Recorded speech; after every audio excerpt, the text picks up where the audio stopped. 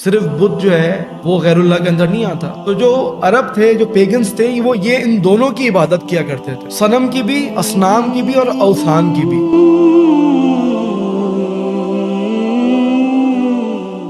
ایک کو ہم عربی کے اندر کہتے ہیں بدھ کو صنم، اس سے ورڈ نکلتا ہے اصنام. اسی طریقے سے ایک اور ایک ورڈ اس کو ہم کہتے ہیں وثن، اس سے ورڈ کیا نکلتا ہے اوثان. اب بات یہ ہے کہ ان دونوں میں فرق کیا ہے صنم میں اور اوثان کے اندر. صنم بیسیکلی کہتے ہیں جس کی کوئی پکچر ہے اس کو آپ کہہ لیں جی یہ کیا ہے، صنم اوثان ہے. اور وثن یا اوثان کو کہتے ہیں جس کی کوئی پکچر نہیں ہے یا پھر جس کا کوئی جو ہے نا 3D مطلب کوئی اسٹیچو ٹائپ چیز نہیں ہے، وہ کوئی بت ٹائپ چیز نہیں ہے. جیسے کہ عمومی چیزیں ہوتی ہیں، درخت ہو گیا، پتھر ہو گئے، آگ ہو گئی، سورج ہو گئی، چاند، ان کی پوجا کی گئی، قبر کی پوجا کی گئی. یہ سارے کیا ہوتے ہیں، یہ وثن کے اندر ہوتے ہیں. عربوں کے جو بڑے جو بت ہیں جس کے اندر اوثان بھی آ جاتے ہیں، اصنام بھی آ جاتے ہیں. عمر بن لوہی جو تھا وہ لے کے آیا تھا، وہ تھا ہبل، شام سے لے کے آیا تھا. دوسرا ایک بت تھا جس کو وہ کہتے تھے لات. یہ طائف کے اندر، طائف کی وادی کے اندر لات رکھا ہوا تھا، جس کو اللہ تعالیٰ قرآن میں کیا کہتے ہیں، افرأیتم اللات والعزی ومناة الثالثة الاخرى. تین کا تذکرہ جو ہے نا اس آیت میں موجود ہے. ایک ہے لات،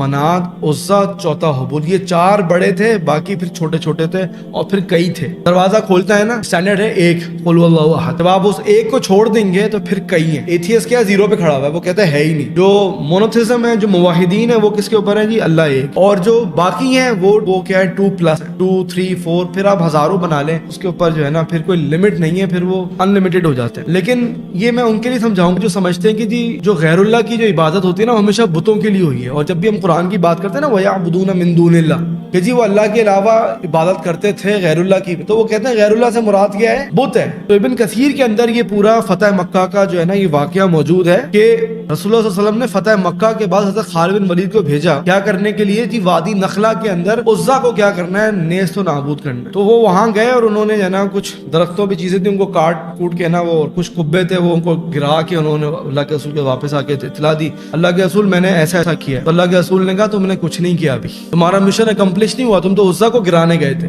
ابھی تو تم جاؤ دوبارہ سے. پھر وہاں گئے، خالد بن ولید نے دیکھا ایک عورت ہے جڑی ہوئی سی، چڑیل جیسی، اور بڑے بال اور برہنہ تھی، اور اپنے سر کے اوپر نا وہ مٹی ڈال لی تھی. وہاں ان کو پتا چلا عزا اصل میں کیا ہے، اس عورت کا نام. بت بنائے ہوئے ہیں لیکن عزا کیا ہے، اس عورت کا نام ہے. تو خالد بن ولید نے تلوار نکالی اور اس کا کام تمام کر دیا، اور پھر اللہ کے رسول کو آ کے بتایا صلی اللہ علیہ وسلم. تو اللہ کے رسول نے کہا یہی عزا تھی. تو دنیا میں انسان کی پوجا بھی جو ہوتی ہے نا وہ غیر اللہ ہوتی ہے.